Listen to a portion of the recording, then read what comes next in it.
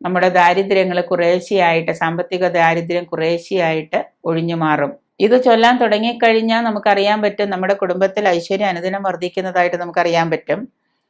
അപ്പോൾ ചെയ്യേണ്ടതെന്ന് വെച്ചാൽ പൂർണ്ണമായിട്ട് വ്രതം പാലിക്കണം, മത്സ്യമാംസങ്ങൾ ഉപേക്ഷിക്കണം, സസ്യാഹാരങ്ങൾ മാത്രം കഴിക്കുക, വ്രതശുദ്ധി ഉണ്ടായിരിക്കണം, അതിരാവിലെ എഴുന്നേറ്റ് കുളിക്കണം, പ്രചരണമൊന്നും കൂടാതെ.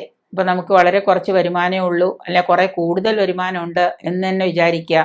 വരുമാനത്തിൻ്റെ 1/1 ദരിദ്രർക്ക് അന്നദാനമായിട്ട് കൊടുക്കുക. 1/1 വരുമാനം ഇപ്പോൾ 10 രൂപ നിങ്ങൾക്ക് കിട്ടുന്നുണ്ടെങ്കിൽ അതിനെ ഡിവൈഡ് ചെയ്തിട്ട് 8/1, 10/1 8/1 നമ്മൾ എന്ത് ചെയ്യുക, ഡിവൈഡ് ചെയ്ത് ദരിദ്രർക്ക് ഉപകരിക്കുമാറ് കൊടുക്കാം. ദാരിദ്ര്യം മാറാൻ അഷ്ടലക്ഷ്മി സ്തോത്രം ജപിക്കാം. ധനധാന്യ ധൈര്യ ശൗര്യ വിദ്യ കീർത്തി വിജയരാജ ലക്ഷ്മിമാരാണ് 8 ലക്ഷ്മിമാര്, അഷ്ടലക്ഷ്മിമാര് എന്ന് നമുക്കറിയാം. ഈ അഷ്ടലക്ഷ്മിമാരെ നമ്മൾ ജപിക്കുന്നത് കൊണ്ടും ഉപാസിക്കുന്നത് കൊണ്ടും അഷ്ടലക്ഷ്മി സ്തോത്രം ജപിക്കുന്നത് കൊണ്ട് നമുക്ക് സാമ്പത്തിക ദാരിദ്ര്യം മാറാനായിട്ട് സാധിക്കും.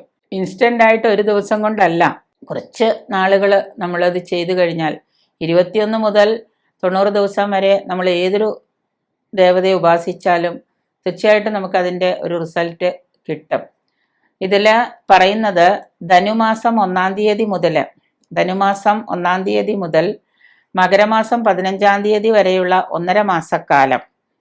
കറക്റ്റ് നിങ്ങൾ നോട്ട് ചെയ്ത് വെക്കേണ്ടത് അങ്ങനെയാണ്. അഷ്ടലക്ഷ്മി മന്ത്രം ജപിക്കാൻ ആഗ്രഹിക്കുന്നവർ അത് ചെയ്യണമെന്ന് വിചാരിക്കുകയാണെങ്കിൽ ധനുമാസം 1-ാം തീയതി മുതൽ മകരം 15 വരെയുള്ള 1.5 മാസക്കാലം നമുക്ക് ഈ ധനലക്ഷ്മി മന്ത്രം ജപിക്കാം. ധനലക്ഷ്മി മന്ത്രം എന്ന് പറയുന്നത് ഇതാണ്: നമസ്തേസ്തു മഹാമായേ ശ്രീപീഠേ സുരപൂജിതേ ശംഖുചക്ര ഗദാഹസ്തേ മഹാലക്ഷ്മി നമസ്തുതേ. ഇതാണ് മന്ത്രം, അഷ്ടലക്ഷ്മി മന്ത്രം. ഈ മന്ത്രം വടക്കോട്ട് തിരിഞ്ഞിരുന്ന് കാലത്താണ് ജപിക്കേണ്ടത്.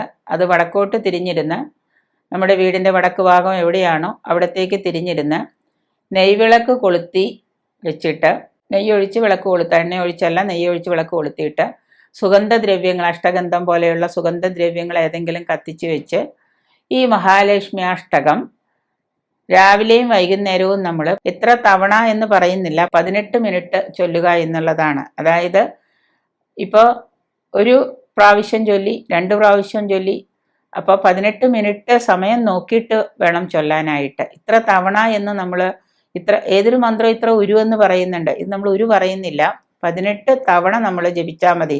നമസ്തേസു മഹാമായേ ശ്രീപീഠേ സുരപൂജിതേ ശംഖചക്ര ഗദാഹസ്തേ മഹാലക്ഷ്മി നമസ്തുതേ. ഇത് 18 മിനിറ്റ് വീതം ചൊല്ലുക. ഇത് ചൊല്ലാൻ തുടങ്ങിക്കഴിഞ്ഞാൽ നമുക്കറിയാൻ പറ്റും നമ്മുടെ കുടുംബത്തിൽ ഐശ്വര്യം അനുദിനം വർദ്ധിക്കുന്നതായിട്ട് നമുക്കറിയാൻ പറ്റും. അപ്പോൾ ചെയ്യേണ്ടതെന്ന് വെച്ചാൽ പൂർണ്ണമായിട്ട് വ്രതം പാലിക്കണം, മത്സ്യമാംസങ്ങൾ ഉപേക്ഷിക്കണം, സസ്യാഹാരങ്ങൾ മാത്രം കഴിക്കുക, വ്രതശുദ്ധി ഉണ്ടായിരിക്കണം, അതിരാവിലെ എഴുന്നേറ്റ് കുളിക്കണം, പ്രചരണമൊന്നും കൂടാതെ. ഇപ്പോൾ നമുക്ക് വളരെ കുറച്ച് വരുമാനമേ ഉള്ളൂ, അല്ലെ കുറേ കൂടുതൽ വരുമാനമുണ്ട് എന്ന് തന്നെ വിചാരിക്കുക.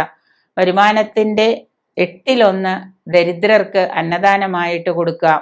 8/1 വരുമാനം ഇപ്പോൾ 10 രൂപ നിങ്ങൾക്ക് കിട്ടുന്നുണ്ടെങ്കിൽ അതിനെ ഡിവൈഡ് ചെയ്തിട്ട് 8/1, 10/1 8/1 നമ്മൾ എന്ത് ചെയ്യുക, ഡിവൈഡ് ചെയ്ത് ദരിദ്രർക്ക് ഉപകരിക്കുമാറ് കൊടുക്കുക, ചിലവാക്കുക.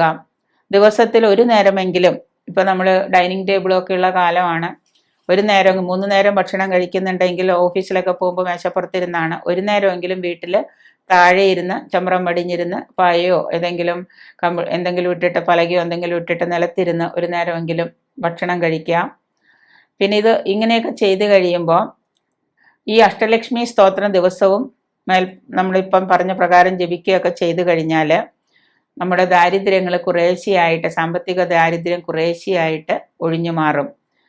അത് കഴിഞ്ഞ് 1.5 മാസം കഴിഞ്ഞാൽ പിന്നെ ശേഷിക്കുന്ന ആ 1.5 മാസക്കാലം 7 ലക്ഷ്മിമാരെ നമുക്ക് ക്രമമനുസരിച്ച് ഭജിക്കാം. ആദ്യത്തെ 1.5 മാസം നമ്മളിപ്പോൾ ഈ പറഞ്ഞ അഷ്ടലക്ഷ്മി മന്ത്രമാണ് നമ്മൾ ജപിച്ചത്. അത് കഴിഞ്ഞ് പിന്നെ വീണ്ടും 1.5 മാസം ഉണ്ടല്ലോ, മകരം 15 വരെ നമ്മൾ ജപിക്കുന്നുള്ളൂ. അത് കഴിഞ്ഞിട്ട് വരുന്ന സമയമുണ്ടല്ലോ, ആ സമയം അതായത് മകരം 16 മുതൽ നമുക്ക് കുംഭമാസം അവസാനം വരെ നമുക്ക് ധ്യാനലക്ഷ്മിയെ ഈ പറയുന്ന രീതിയിൽ നമുക്ക് ഭജിക്കാം. പക്ഷാന്തര ലക്ഷ്മി ഭജന എന്താണ് പറയാം, അപ്പം അങ്ങനെ ഓരോ രീതിയിലും നമുക്ക് ബാക്കിയുള്ള 1.5 മാസം പക്ഷാന്തര ലക്ഷ്മി ഭജനം, ധനലക്ഷ്മി മന്ത്രം, ധാന്യലക്ഷ്മി മന്ത്രം, ധൈര്യലക്ഷ്മി മന്ത്രം, ശൗര്യലക്ഷ്മി മന്ത്രം, വിദ്യാലക്ഷ്മി മന്ത്രം, ഇങ്ങനെ ഓരോ മന്ത്രങ്ങളായിട്ട് നമുക്ക് ജപിച്ചു പോകാൻ സാധിക്കും.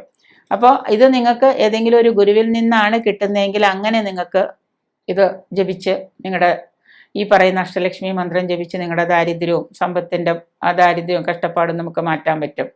കീർത്തിലക്ഷ്മി മന്ത്രമുണ്ട്, വിജയലക്ഷ്മി മന്ത്രം, രാജലക്ഷ്മി മന്ത്രം. ഇത്രയും മന്ത്രങ്ങൾ നിങ്ങൾ ജപിക്കുകയും നിരന്തരം ഈ പറയുന്ന 1.5 മാസക്കാലം ഇതിന് ഉപാസിക്കുകയൊക്കെ ചെയ്തു കഴിഞ്ഞാൽ പറയുന്ന 1.5 to 1.5 + 3 മാസക്കാലം നിങ്ങൾക്ക് എന്തായിരിക്കണം? ശരിക്കും സസ്യാഹാരം മാത്രം കഴിച്ച് വ്രതം പാലിച്ചുകൊണ്ട് വേണം നമ്മൾ ഈ അഷ്ടലക്ഷ്മി മന്ത്രത്തെ ഉപാസിക്കാനായിട്ട്.